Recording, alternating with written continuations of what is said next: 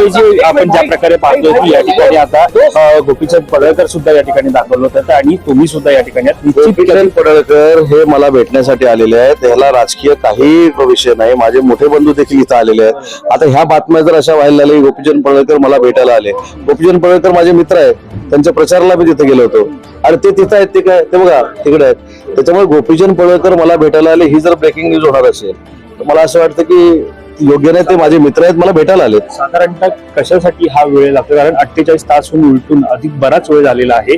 शनिवारी निकाल लागला होता, अजूनही मुख्यमंत्री ठरत नाही. 3 पक्ष आणि मित्र पक्षाचं सरकार आलेलं आहे. थम्पिंग मेजॉरिटी आहे.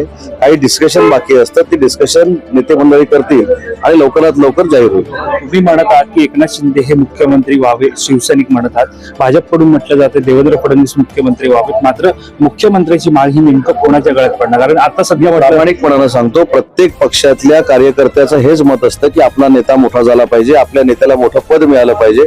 त्याच्यामध्ये बीजेपीच्या कार्यकर्त्यांचं, आमच्या कार्यकर्त्यांचं, अजितदादांच्या कार्यकर्त्यांचं कुठं चूक आहे असं मी मानणार नाही. शेवटी 3 लोक हे राजकीय प्रवासामध्ये 20-20, 25-25, 30-30 वर्ष हे लोकप्रतिनिधी राहिलेले आहेत. ते परिपक्व आहेत, ते योग्य ते निर्णय घेतील ना. एक शेवटचा प्रश्न आहे की ज्या प्रकारे अजित पवारांनी देवेंद्र फडणवीस यांना मुख्यमंत्री पदासाठी आपला बॅकफूट लावून पाठिंबा जाहीर केलाय, मात्र शिवसेनेकडून हा पाठिंबा अजूनही जाहीर होताना पाहायला मिळत नाहीये. मात्र तो पाठिंबा जाहीर होईल का? मला पाठिंबा ह्याचा अजून अर्थच कळलेला नाही. जर महायुती म्हणून आम्ही सगळे निवडून आलेलो आहोत तर आम्ही सोबतच आहोत ना. आम्ही सोबतच आहोत आणि काल देखील मुख्यमंत्र्यांनी सांगितलेलं आहे की आम्ही सगळे एकत्र आहोत, अभेद्य आहोत. तेव्हा अजून पाठिंब्याचं पत्र, त्याच्यापेक्षा आम्ही एकत्रच आहोत आणि एकत्रच लढलेलो आहोत. मुख्यमंत्री झाले तर ते मान्य असेल का? मी याचं उत्तर पण दिलेलं आहे की आमच्या पक्षाचे सगळे अधिकार आम्ही एकनाथ शिंदे साहेबांना दिलेले आहेत. एकनाथ शिंदे साहेब जो निर्णय घेतील तो आम्हाला मान्य राहील. धन्यवाद. अधिकारनामा जाणीव हक्काची या न्यूज चॅनलला लाईक, शेअर व सबस्क्राईब करण्यास विसरू नका व सदैव रहा अपडेट.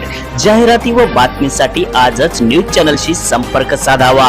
80 87 820 897.